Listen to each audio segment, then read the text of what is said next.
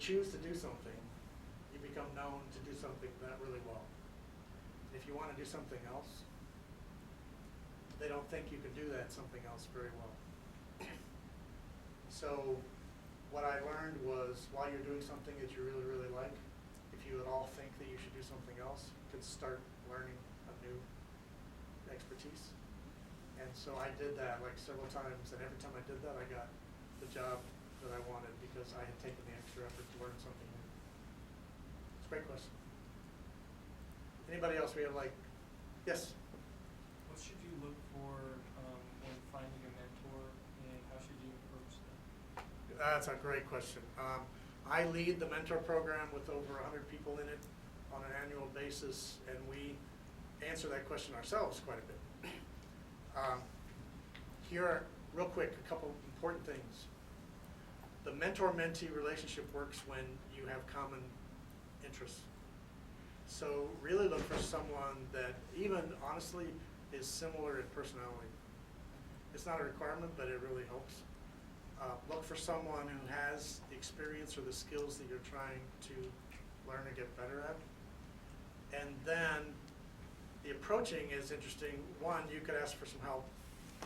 I understand mentoring is something that Purdue University believes in, so maybe someone can help you. But if it is a straight out request, make it very specific what you're asking for. Is to go to that person and say, I would like a mentor who would spend time with me in a trusting discussion so that I can learn some things over the next year or two and see how that goes. It's a great question. Was there one more hand? Yes? If you had to choose one, what do you think is the best thing you learned throughout your career? What is, out of everything, what is the best thing I've learned throughout my career?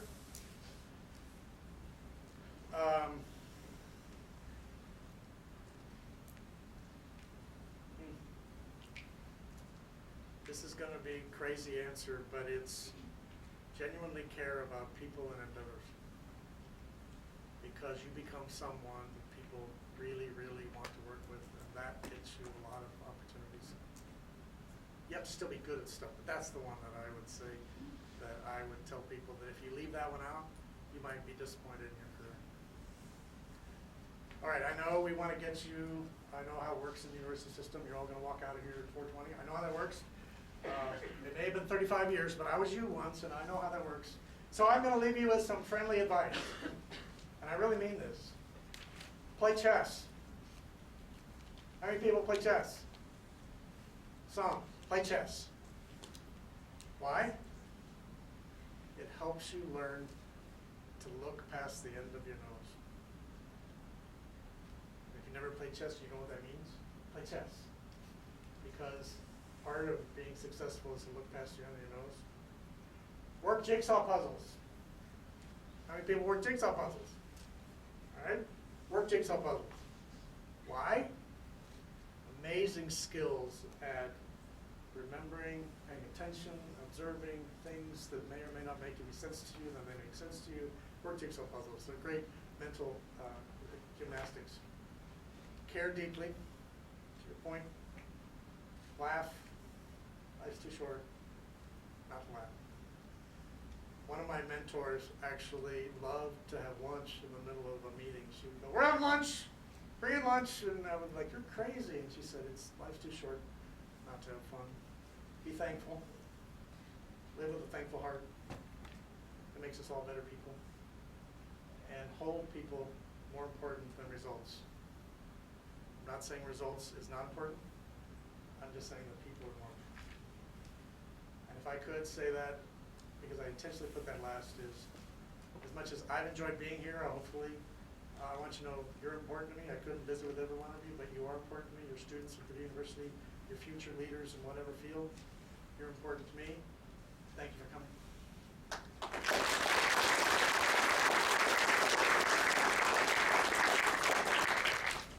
And it's 4:20. Wow. If some of you would like to meet Dr. T. Hyson, I'm sure we'd be glad to meet you. The good news is I'm not going anywhere.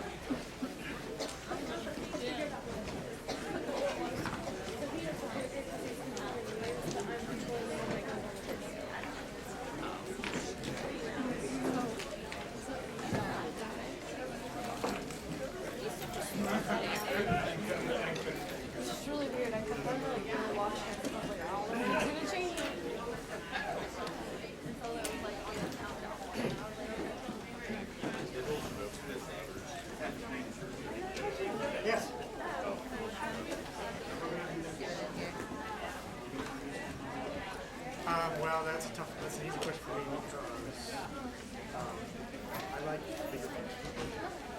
You're in the lab, very, very specific. I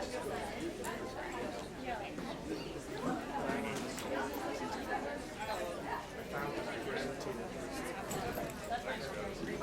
study was really important. You said that because that's exactly what I was thinking, but I didn't really say So I like stepped back and realized like everyone I really enjoyed it. Reading the reports from and I stepped away from it. And the second thing, I stepped away from scientific knowledge. It's because I benefited from it. So, short answer is I found other things that I did. That's how I was trying to think about that.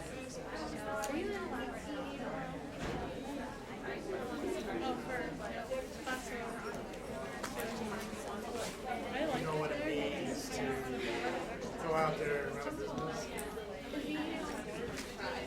You know, I think the big thing is when you really look and say, really.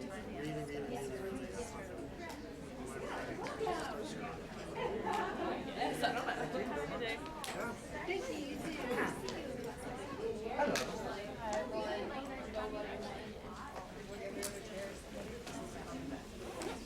How do you get it all together?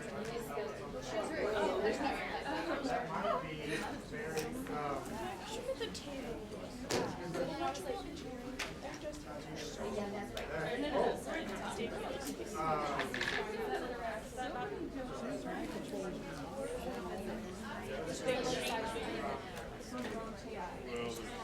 Two microphones. I've been involved with this, but I don't know. It is in three balls. Thank you guys for coming.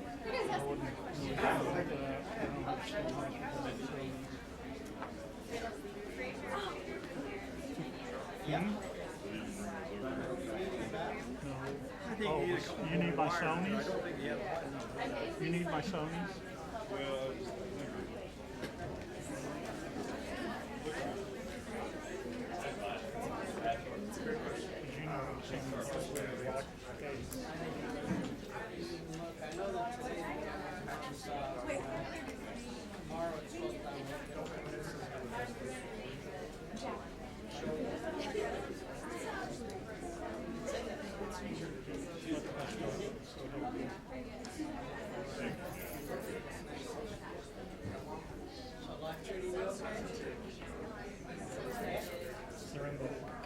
It's in the black case, which is right in front of the file cabinet. You know, just bring them, bring the, you know, the thing you keep on.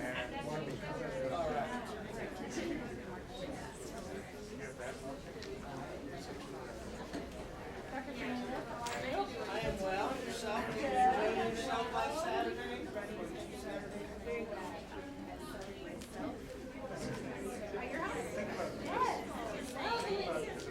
Oh, I'm sure. I'd like to eat food. Why are you? I'll tell you why I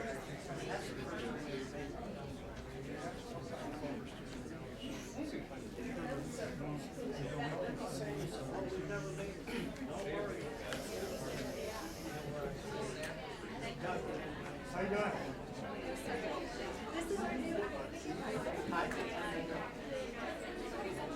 Boudreaux. Oh. I can use it too.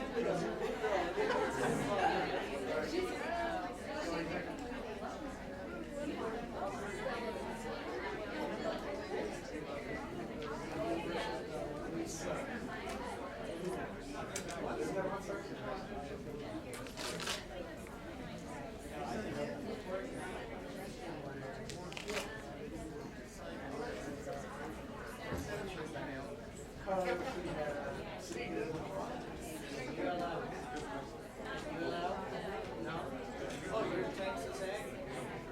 Your name like Boudreaux? Oh, well, very good. All right.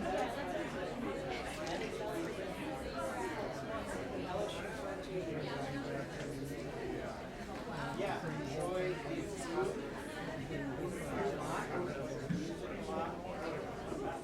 No, that's a lot. No, I know.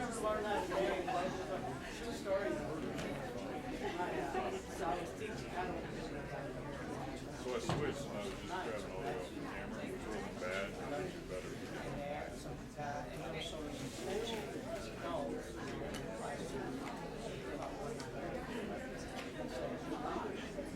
So if you like that, you're now over here. She's about as prime. What do you like best? I like it. I like it when you get it so well. But I like it. Yeah. So I keep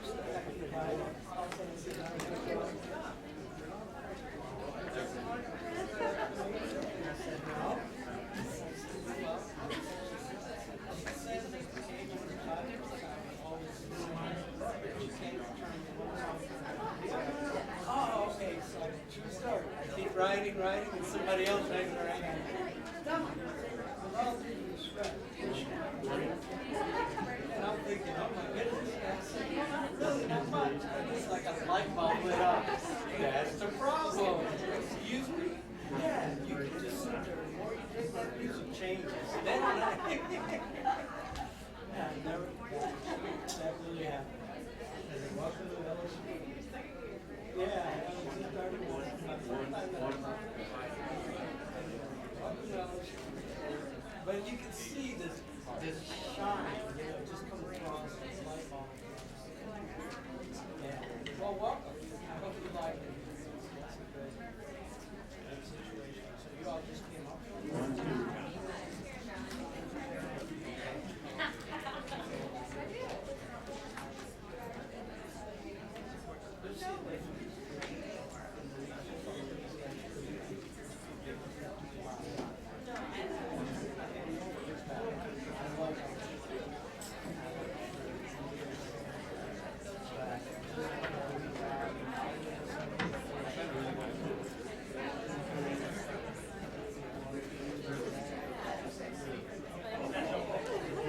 doesn't sound like most universities are going to be like when they grow up.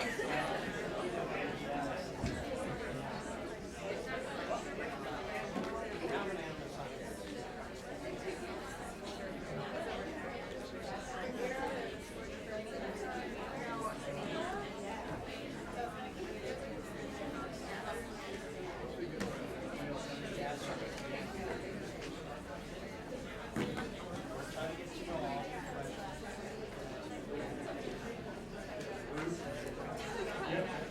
Testing 1, 2, testing 1.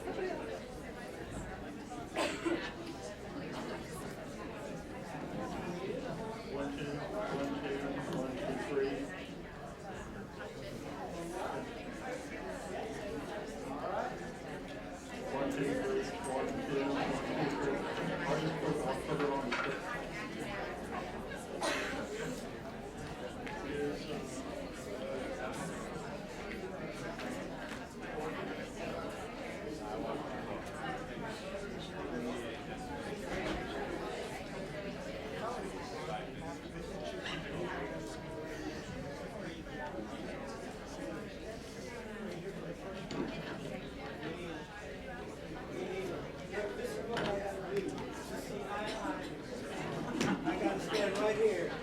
How are you? As long as you behave, do not get me wrong. Oh, were you gonna sit next to me? Oh, I can. Say, can I sit next to you?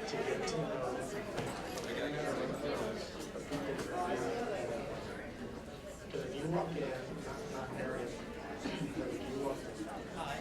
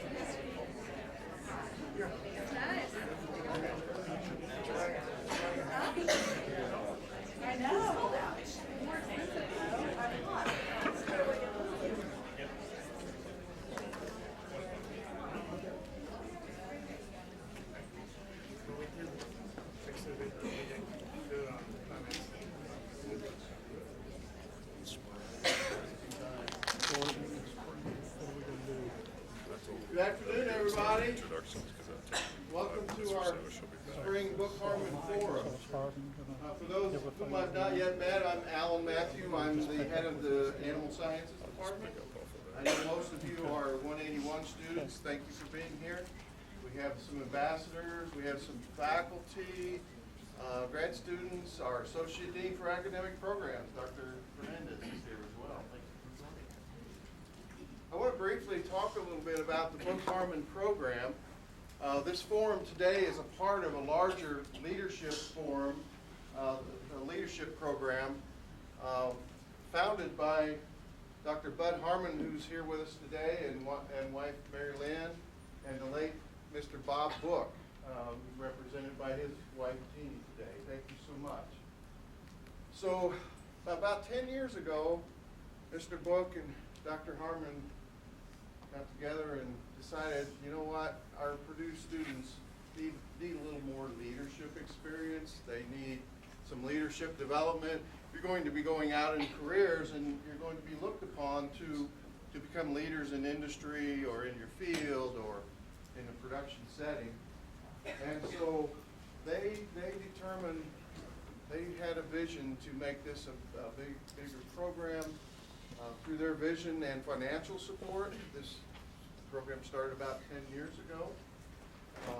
One of the key aspects is getting distinguished speakers who are leaders in their careers in front of you all, have them talk a little bit about their leadership experience, maybe they're halfway to what got them to where they are now, and it's not always a straight line from graduation to that dream job, and give you time to interact with these speakers. Also among the program are scholarships from the Book-Harmon program, networking activities supported by the program. Some of you will be undergoing or taking part in those travel network experiences, so not only for undergrads, but grad students as well. And we really need to thank the Books and the Harmons for their vision. So I'll introduce Dr. Harmon. Bud Harmon was a long-term employee of Purina. He spent time on the faculty at the University of Illinois and actually was in my position not too many years ago in this department of animal sciences. So he served as head of animal sciences. He knows us very, very well. With that, I'll turn it over to Bud. So there is life after being a department head. What's your Well, I'm glad to hear that. Glad to see that. Thank you all for coming. My goodness, when you put two classes together, I couldn't be more pleased. I'm sure Bob Book is keeping an eye on us and the participation that we have today. Most proud of the program that Alan has described so well, but I'm most impressed with the completion of the tasks that are spelled out on page 4, the back page of this document, which spells out very clearly what are expected, what is expected in terms of completing and satisfying the requirements for the certificate that you will receive. And that means that you're interacting with an individual faculty. I see several that I've recognized here in previous years that are doing that. And I think it does solidify a stronger resume, as obviously is the case. And I think then the program of the forum, which is the 20th semester in which we have done this, we've had some outstanding speakers that describe their route in leadership and convey the importance of a variety of activities that lead to the leadership capabilities that they have attained from doing a lot of the things that are spelled out on this documentation. I'm very happy with the success. I hope it can continue for years to come. Dr. Wienhouse is a classic example of the speaker. We just heard him with the previous presentation. And the point being that it does lay out the model for the growth and development needed for effective leadership as you go into careers. And I won't take any of that from him. A little bit about Dr. Avini. He grew up in a family in which his dad was also a PhD in animal science, was also involved in research very heavily. The interesting thing is, Dad was with a little company called Eli Lilly in Greenfield or Indianapolis, Indiana, wherever you want to suggest. Dr. Wienhausen grew up in that family, then went on and had a BS here, a graduate work at Iowa State, with a PhD, and then a postdoc at the University of Georgia, and then joined Monsanto at that time. And then grew, as you will see in the route that he took to get to the leadership of the University of Iowa State, involved directly with several successful products with Monsanto. But I've often thought it's interesting to be listening in at the family conversation when Dad and family gets together for Christmas or Thanksgiving, and son who works for a very major competitive, both very successful, both very aggressive in research programs that have answered a lot of questions. They don't dare share any of this until they have to kind of huddle up and think about what do I not talk to Dad about today, or son, such and such. To me, that's been an interesting experience with the being using family. With that, I wanted to turn it over to Dr. Vina, who not only is excellent in leadership, as you will see within the company, but he's especially good to this university in that I'm not sure, Barry, how many times the group of students involved in this leadership program have been on bus trips, bus tours, in which we were invited, and I got to participate in some of those. I live about 5 miles from Dr. Vinius, as a matter of fact. But I know what Monsanto has done for those students in terms of putting on a program for us. This is simply a continuation for that, and thank you very much. All right.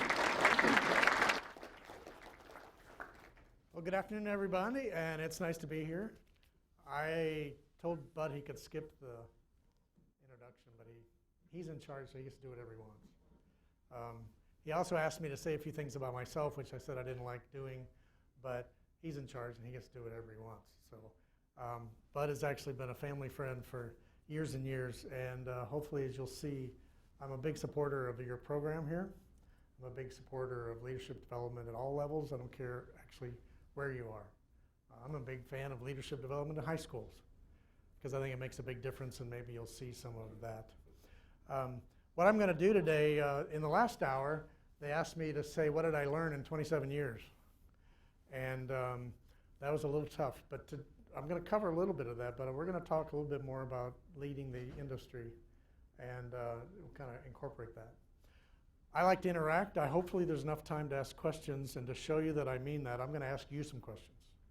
So I got to get some perspective here. How many people have a career goal to be in charge of something? All right, most but not all. And my sound guy is, I can hear feedback, but if you can't, just, okay. Sorry about that. How many people currently are in charge of something? All right, so a few people are, and a few people more want to be. Now, I need to find out if you're telling the truth or not. So, how many people are more worried about their next exam than they are about what I'm going to say today? There you go. I can always count on Purdue students for being honest. So, even though it's kind of crazy to say that I graduated here 35 years ago, which doesn't seem even possible, I've been in your shoes. I've been the person thinking about my next exam. So one of my jobs now is to get you interested and see something that you find valuable. For most of you, although it's nice to see some faculty and folks here, the other truth was I'm not your age, right? But I've been in your shoes, and I'm going to try and put myself back in your shoes and think about if you wanted to be in charge of something, if that was your big goal, it's going to take leadership to get there. So if ever you've questioned someone about why leadership is as important as other stuff, knowledge is the key And leadership is the way to drive if you're going to run stuff and make differences and change things over time, okay? So I'm going to talk a lot about that. Now, what I want to do is get your attention and be honest about where I'm at. I have been at Monsanto Company for 27 years, and it's just been a great career. I started back at the end of '88, and I'm still there. And I'll talk about that in a few minutes. But what I want to do is I want to tell you why I work in agriculture. So it is very possible that in this crowd, maybe several or a lot of you are going to become veterinarians, which is a very important profession, and we need good veterinarians. But some of you are just going to work in agriculture.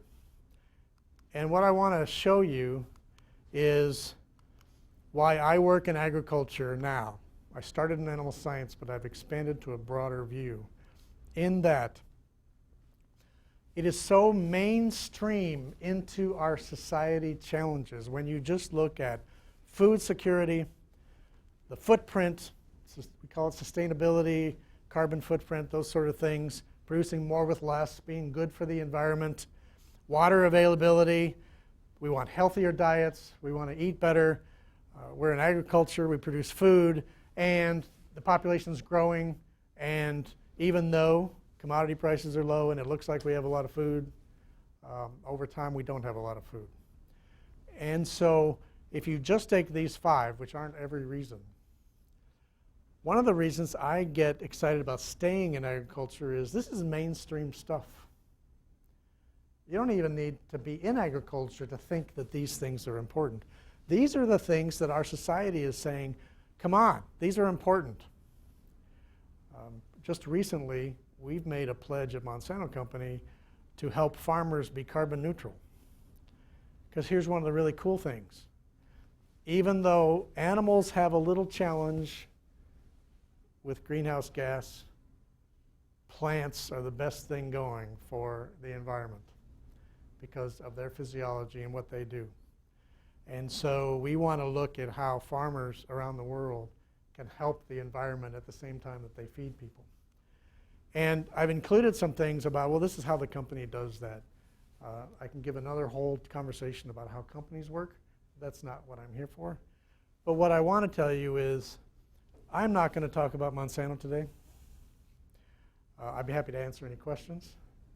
But what I will tell you is if for any reason someone has convinced you that to have a negative opinion of our company, the only thing I can really tell you is I go to work to do what's on this screen, and I work with thousands of people that go to work to do the same thing.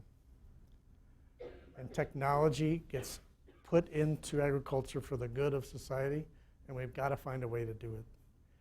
And we try and make sure everything's safe, and we try and do the right thing. And I don't tell you that because of some great talk about Monsanto. I'm telling you that because I work with thousands of people that believe that, and that's why I'm here. So I'm really glad to be in agriculture, and hopefully I can talk a little bit about what I've learned to affect leadership in agriculture. Now, to also get you interested, I realize that it's after 4:30, and I'll tell you, I don't have meetings after 4 o'clock on my calendar, so you guys are really lucky that I'm here. Just kidding on that one, but I actually do get home to take care of my wife and dogs and cat and horse and deer that aren't supposed to be there. But I do go home on a regular basis. I don't work evenings. I don't work weekends. I believe in work-life balance. So I don't usually have 4 o'clock meetings, but I'm glad to be here with you. So same here. You guys are probably interested in what's for dinner. So let me get you interested in the fact that regardless of your specific interests, in this space of where agriculture can make a difference in society, there are all kinds of jobs. And even if the job you're thinking of right now and the career you're thinking of right now, or maybe you don't even know what career you want, there are lots of choices to make. On the left, those would be people that I would hire to work in our R&D department. And as you can see, it's quite a variable amount. We need people from all over. On the right, we need a bunch of scientists. that includes animal scientists, nutritionists, and breeding, and even biologists. We need this talent infused into agriculture. Agriculture turns over, and we need future leaders. And it doesn't matter what kind of degree you have. PhDs allow you to do some things, masters, bachelors, BA, MBA, even PhDs in economics have a value in coming up with business models that make agriculture work across the world. All good stuff. So in case you're like, why did I go to this thing today? Maybe you'll learn something, but maybe you'll see that there's lots of possibilities for you to stay in agriculture for your career. Then I wanted to give you a flavor of the world that I live in industry. And what I've tried to do, because I'm going to talk about leadership, but I'm going to try and give you some reason about why leadership matters. So just for effect, there's a lot of stuff here, but just for effect, I'm going to run through this quickly to make the point of, one, a senior scientific leader. They have to have their own expertise. You can't get away from the fact that you do learn an expertise, and we do rely on you.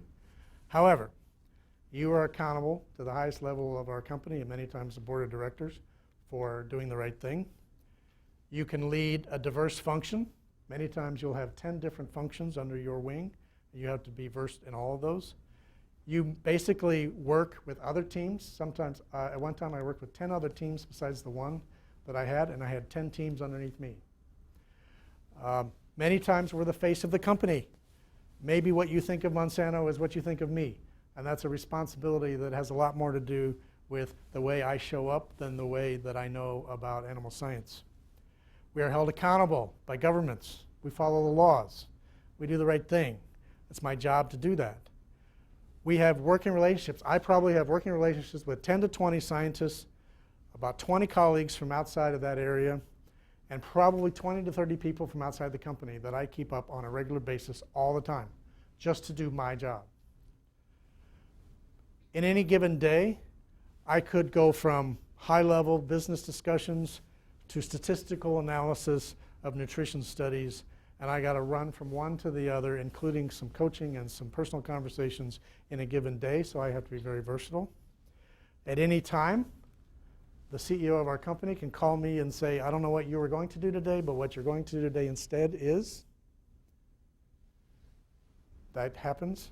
And at any time, we are at the beck and call of anybody in the industry or the government that says, they just banned sugar beets in Colorado, and now the farmers need someone to go and right this wrong because it's based on false science. So I give you this as an example of somebody that's close to my level at the organization.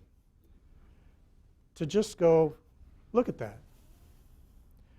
Do you think being a good scientist,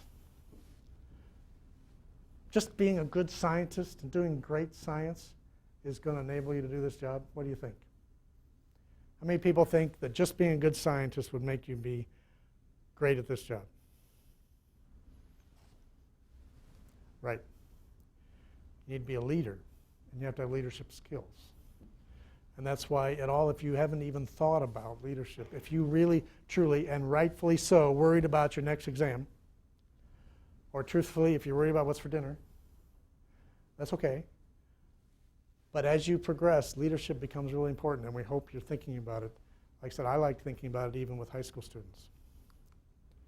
Now, I wanted you to know a little bit about me. This is not just some canned talk. Up on the left is the research facility at Monsanto in the suburbs of St. Louis. We have a corporate office that actually is twice as big as this, but this is the really cool research arm where most of biotechnology for plants was invented and developed. I've had the pleasure of working there for 27 years, and as well as around the globe. And I spend a lot of my time there, but I don't spend all my time there. On the right, my wife and I cultivate a botanical garden on our property. We have 11 acres. We have 10,000 flowers. And she and I put together, she's actually the designer, I'm the grunt work. I'm a good farm kid, I can dig holes. But we pretty much put this together every summer, then we have open houses and we really enjoy that. It's something that she and I do together. I would have been happy to show you a picture of my wife, but she doesn't like that, and she said if I did that, I couldn't come home tomorrow. So I like you guys, but I'm not going to be here tomorrow night. On the bottom, I'm a cat person. I'm a proud cat person. That's Truffles, by the way. She's really cool. And we cultivate Swiss Mountain Dogs. They're a rare breed because they have major digestive orders. They're not as stable as Bernese Mountain Dogs, but they're really cool dogs. And we've always cultivated that herd for ourselves, and they're really fun to have, good boys. And then the bottom one is I am actually a professional piano player. I could have a profession in pianist, but I probably wouldn't make very much money. And I can do your wedding, I can do your reception, banquets, I can play in a bar, I can play out in the hallway. You know, it's always something good to fall back on. But this particular picture is kind of cool because I was able to perform at the Peabody Opera House in historic St. Louis downtown. And one of the highlights of my career was to be able to spend an evening, and they took this really cool picture. So just a little bit about me.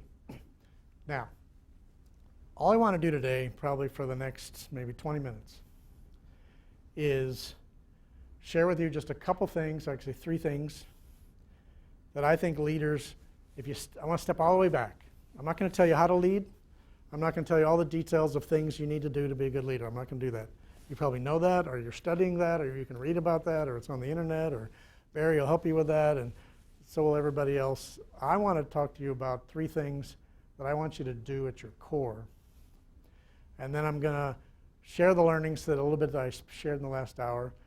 We should have some questions, and then I want to leave you with just a little bit of advice. But my job, I am the R&D operations lead for Monsanto Company worldwide research. 5,000 people. We spend $1.1 billion of research all around the world. And my job is to make sure that we have the right people doing the right things at the right time. Sounds simple, and it's not. I lead hiring, firing, leadership programs, mentoring programs, culture programs, project tracking, project pipeline communication, board of directors interaction and accountability, and executive team briefings. I run events, recognition, and employee satisfaction for the whole company. I love my job, but it makes me do a lot of different things. And I'm not smart enough to do that job, so leadership is a really important part of my job in order to get it done. So that's what I do, and I enjoy it. I've had 18 jobs at Monsanto. So either I don't know how to keep one. You're supposed to laugh. I know it's 5 o'clock, but you can still laugh, guys. Or what's really happened is it's evolved. I started out in science, and I moved to project management, then I moved to teaching farmers how to use products, and then I came back and did new discovery manufacturing. I worked in Austria, Germany, Georgia, Wisconsin, St. Louis, and I actually did spend some time in California. It's just been a really fun time for me. So I'm going to start with what is not success. And what I love about this slide is that it goes all the way to the other side, and this is true. This is actually from our company. I had to get legal approval to say what I said at the bottom, but this is from our company, generalized, but here's an interesting view. The most common reasons why our employees are not promoted to jobs where they're in charge, using the language that I asked you 15 minutes ago. Narrow interests. They just don't understand how everything goes together. They stick in their little corner and they do their little thing, and that's all they know, and you can't hardly talk to them. They may be a great scientist, but they really don't understand how everything works. Poor judgment, personal, managerial, or the inability to come up with a good answer to a problem. Inability to relate or create trust. Lack of ability to get any sort of team towards a common goal. And bad communication. So what I love about this when we did this research was it's the opposite way to look like, oh, so if you want to be a really good leader, how about not doing that? Which leads to, I'm going to just say to you 3 things. Excellence, expertise, and personal attributes. And the reason I chose these three is because I think the first two make sense, and I think the third one is ignored in many cases, and that's wrong. And I'm going to describe that, but I will tell you another true story about, I left my office yesterday at 12:30. It was 66 degrees, by the way. And when I got here, it was 27 or 28. And as I left my office area in the executive wing of Monsanto, I overheard this conversation. And I couldn't believe I overheard it because I wanted to tell you guys. I heard two people standing there, and one said to the other, okay, I'll tell them that they did a good job with the content, but the way they treated their colleagues means that they're no longer going to work on that project. I actually heard that conversation. The last conversation I heard before I walked out the door. And I was like, oh, I got to tell you guys that story because personal attributes make a difference. So, excellence. Maybe it makes sense. Work hard. Do great stuff. Be credible. Really makes a difference in your reputation. Don't just be good in one thing. Be good in lots of stuff. It really makes a difference in being able to apply it to the bigger picture. Apply leadership and people skills to your work, not just knowledge. It's that kind of story I just told you. Now, I know the topic that I was asked is like leadership in the industry. So this is true for our employees, and maybe it's true for students.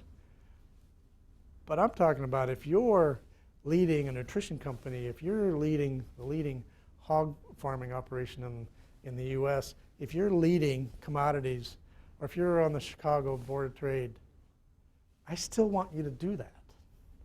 Because you're making decisions for our industry that I'm living with, and I need for you to do that. The one thing I will tell you about the first line, I had a really great mentor about 15 years ago that said something that I kind of poo-pooed, like, you know, that's stupid. And maybe I'm going to say it and you're going to say that's stupid. But someday, mark my words, you'll say, well, that wasn't so stupid. And here's what it was. It was so profound now. The difference between extraordinary and ordinary is amazingly small. And I have seen this, is that little extra work, that little extra, I'll get it done today instead of tomorrow. I will double check it so that I eliminate those little small things that I didn't check or didn't get it done right. You get a reputation where people are wanting you to do jobs because they know you're going to do them well. I need leaders that I trust to do this. Second thing, we have to be good at stuff. That's why you're in school, and that's why you're teaching school, and that's why you're doing research. We have to be good at stuff. So yes, content expert, we got to be good at stuff. I'm still a good scientist. I still keep up on statistical analysis. I can run the money on some scientist who puts out something where the statistical analysis is inadequate. I can still do that. It always stays with you about what are you good at? What am I relying on you for? And then, these are not trivial things. Organizational skills are with there too. Can you plan a project? Can you get it done on time? Can you solve a problem? Can you facilitate a diverse set of people? Can you build a team? Can you overcome differences? Can you have conflict resolution? Can you write worth a flip? All those things are part of your expertise. And so it isn't just learning the principles like of science. It's also learning the principles of organizational excellence, because they really, really make a difference in leadership roles. And the last one. Now you're going to say, oh, okay, I know what this means. But what I'm going to say to you is, do not discount the value of what's under here. Be a good listener. Have integrity. Learn how to make decisions. There's a skill to that. There's a skill to sorting out fact, fiction, opinions, risks. There's a skill to decision making. Inclusive behaviors where everybody gets to be part of it, appreciating, caring, the communication, relatability, approachability, keeping your life in perspective. Don't get carried away. When I started at Monsanto, I worked for a guy, and I actually, honestly, could not stand the guy because he never did the bottom one. He started experiments on holidays, Christmas, Easter. He loved Sunday morning meetings, which I never went to because it was against my principles, but he thought that was great because it was so productive that you weren't taking your Monday to Friday time to do that. And believe it or not, he actually got fired. Wasn't my job to fire him, but I might have even quit over that. We all still have to keep our life in perspective. I don't work nights, I don't work weekends. I will work at 3 o'clock in the morning, but that's part of the morning, not part of the night. Just a little detail there. But those are things. So to me, when we do those 3 things, then I'm going to offer you 6 desirable things that I think, and I'm going to caveat, I think we should all do to be really great leaders. Be a lifelong learner. It gives you a great attitude. It makes you approachable. It makes you always up to speed. Don't get caught thinking, I learned it in college, I'm done. It's not that you're not learning things in college, but there's always something to learn. I have things to learn from you. If you can help me with my Twitter account, that would be really great, because I don't seem to do that very well. Work on advancing personal maturity. And here's something just to think about, and maybe you'll think about this for years. One of the challenges leaders have is they're actually insecure. Insecurity in your workplace causes problems because you compensate for it. And if I'm saying something and you're like, I don't know what I mean, maybe over the years it'll make sense. But I really, really, really work on people of saying, work is hard. Conflict is difficult. Decisions are difficult. If you do not have personal maturity, it's going to eat you alive, and eventually you're going to burn out, and you're going to change jobs, or you'll just take it out on somebody, and they won't deserve it. If you have any challenges with that, or even if you get into your careers, please just remember that I would say work on your personal maturity. It really helps you in your career. Look for the best answers, not your answer. Ask good questions. Get out all the ideas. Don't just say, oh, that's a good idea. We're going to go with him. Well, then I'm only as good as him. But if I ask the third row, each one to give me your opinion, and then we go, okay, then you have better answers. Genuinely care. Genuinely care about people and about what you do. People notice. I just had this quick story about a guy that we had a problem in manufacturing, and the Austrian authorities were about to shut down the plant that we weren't running, but it was our responsibility, and it was a problem. And I took the guy that I trusted, and he trusted me, and I said, Todd, I need for you to get on a plane and go to Munich, and I need you to fix this problem today. And he went, and he fixed the problem. And later on, I said, I just need to check. That was a lot to ask you. Why did you do that? He said, I knew you took care of me. I knew you took care of me. It makes a difference. Mentor and be mentored. Here's what I mean. You have coaching, which is, I have a question and I want you to help me. I want to be a really good 3-point shooter. And you say, okay, good. Square up your shoulders, flip your wrists, and then practice 1,000 times, and I promise you, you'll be a better 3-point shooter. That's coaching. Mentoring is, hey, can you come with me, get to know me, build some trust. I need to ask you some questions. I want to open up and risk, and I want to offer some things. I want to get better at something, and I want you to walk with me, and we can kind of do some things together, and I want you to mentor me. We have a program where we have over 100 people that are matched up with experienced employees, and they get together, and it's confidential, and they get to say things like, I don't know what my next job is. Can you help me figure it out? I got into a job that I don't like, and I don't know how to get out of it. Can you help me out? These things change your life. Mentor and be mentored. And here's the other cool thing. You don't have to be a professor to be a mentor. You can mentor fellow students. It just takes trust. It takes common bonds, common interests, the willingness to listen. Mentors, you have to listen. Mentees, you have to risk. You can mentor and be mentored anytime, anywhere. And be courageous. The reason I put this for you is a leader in our industry is faced with a lot of misinformation. Society and social media enables ignorant statements to be prolificated as truth. If you don't know that, please consider that. If you know what I'm talking about, you know what I'm talking about. When someone says something and 1,000 people say, yeah, purple is the worst color, it makes everybody commit suicide, and 10,000 more people say, yeah, we should outlaw purple. Before you know it, somebody says, we're not outlawing purple. That's courage. I use a crazy example, but I'll use a less crazy example. And yes, I deal with GMOs, and yes, there are issues, but I'm going to give you a reason about labeling. Monsanto's not against labeling.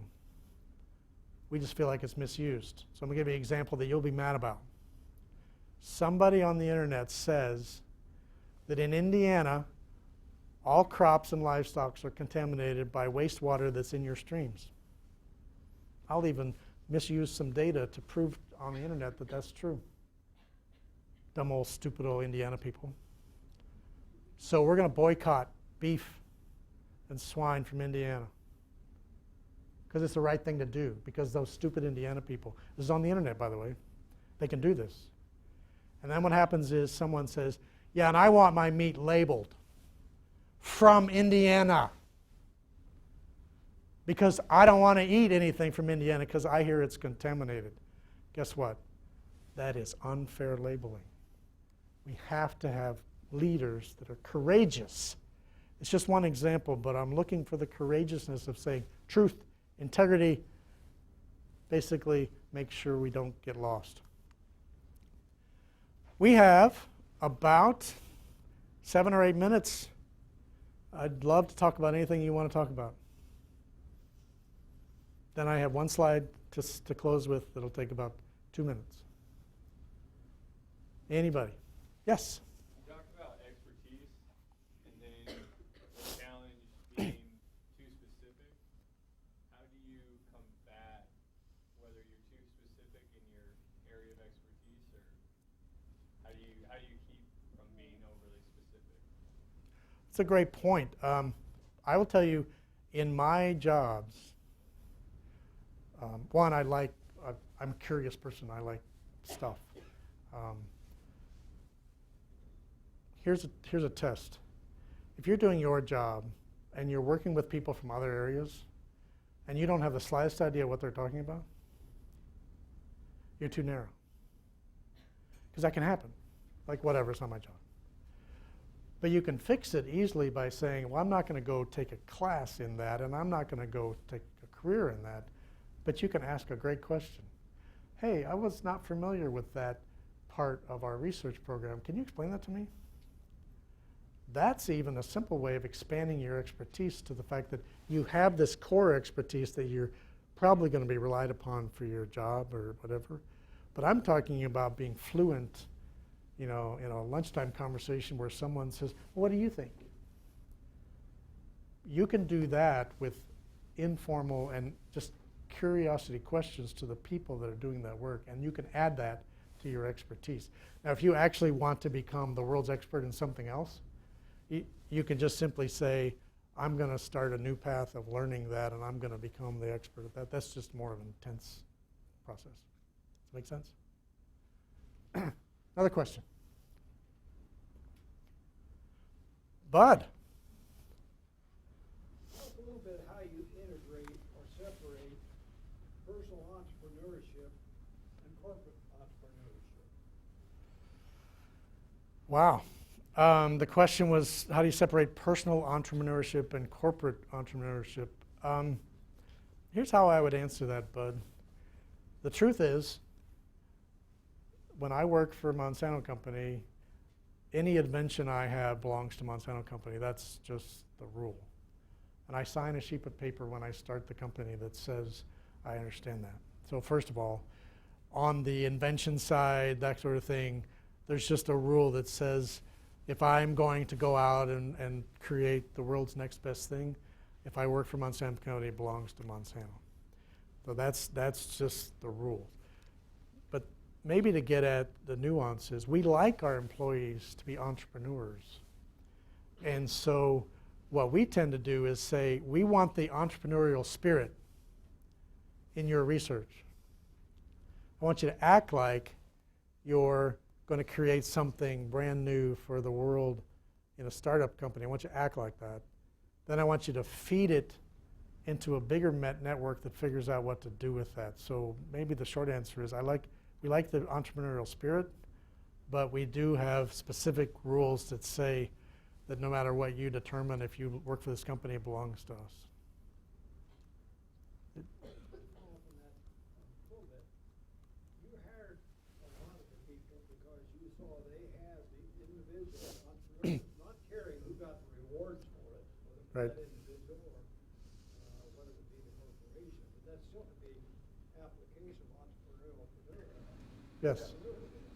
And to me, it's a great trait, but to me, I see it fitting in with leadership. Well, that's a good point. If you're getting at, should we all be entrepreneurs? I mean, here's the rest of the story. We try our best to compensate people and then reward them. We have a rewards program. If you invent something brand new, I promise you, you're going to get a big reward. So we do try and pay for innovation. But to your point about, I mean, we as a company believe that there's new inventions out there, and they come from having the freedom to dream and be wrong, and we have entities of people that don't worry about being wrong, because I'm hoping that someday in the next 5 years they come up with something really crazy. We let them do that. You're right about the entrepreneurial spirit. We need to foster that in our leaders as well, otherwise we get really narrow. If that's your point. That's a good point he makes. Another question?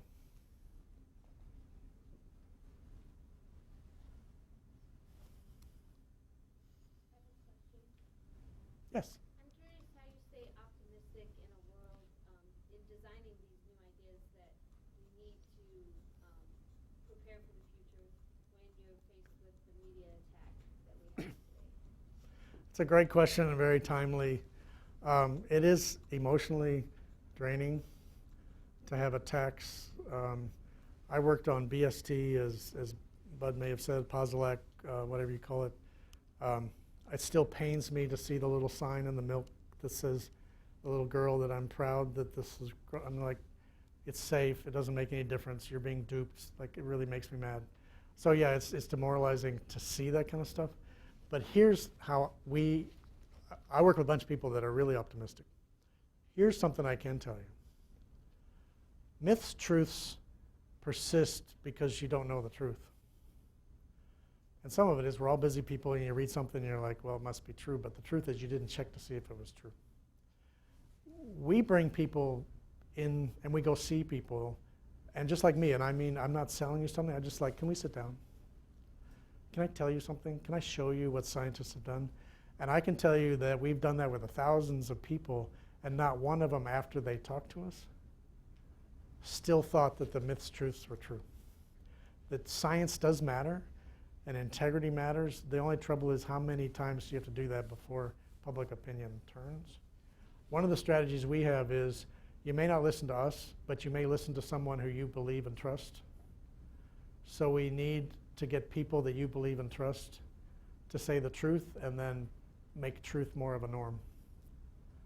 We actually do believe we can turn the tide.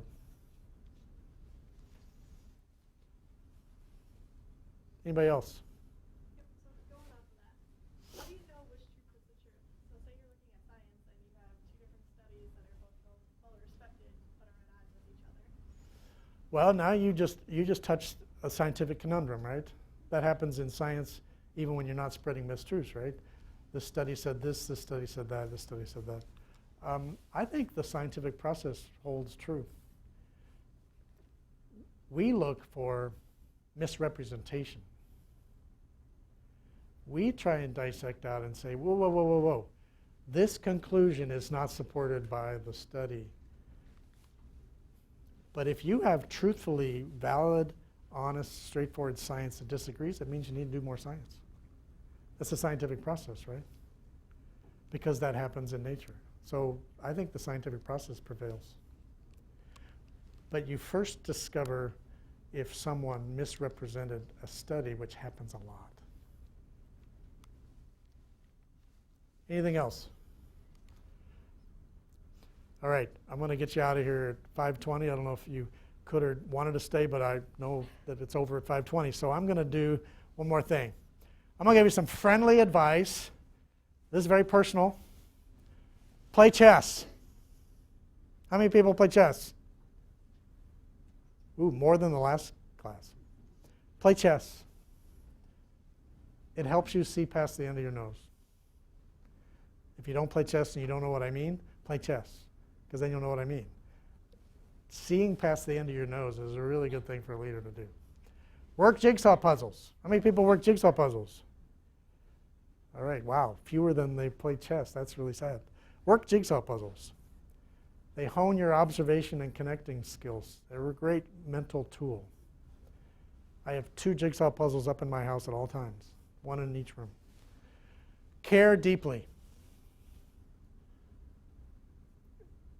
If you do, thank you. If you don't, please reconsider, because it builds relationships. It gets people working together that don't normally work together. It opens doors, and you do amazing things together with people you care for. It's also very satisfying. Laugh. I told you a joke, you didn't laugh. Come on, let's laugh. No, laugh. Life's short. You have to laugh. Don't stop laughing. Be thankful. Have a thankful heart. It makes us all feel better, and it makes people feel more like you're part of a solution instead of just being used as a pawn. And hold people more important than you hold results. And I saved this one last because I believe this with all my heart. I believe in results. If you don't do your job and you work for me, I will fire you. That's my job for Monsanto Company. But don't be mistaken. I think you're more important than the results. And it makes a difference because people want to work in areas where people are more important than results. Don't you? I think you do. And one of the cool things to come back to Purdue University is I believe Purdue University feels like people are really, really important, and I would do anything to help you out. And with that, I will leave it as I thank you for coming. Hopefully this was enjoyable, and I really appreciate the Book-Harmon program is fantastic. Thank you very much.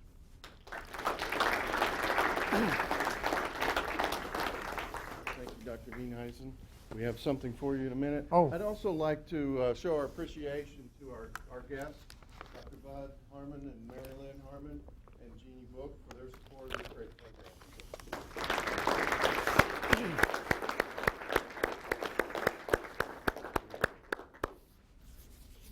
Gifts in the bag.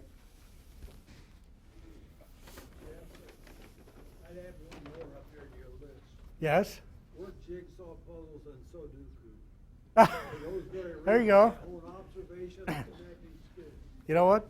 Bud says work Sudoku as well.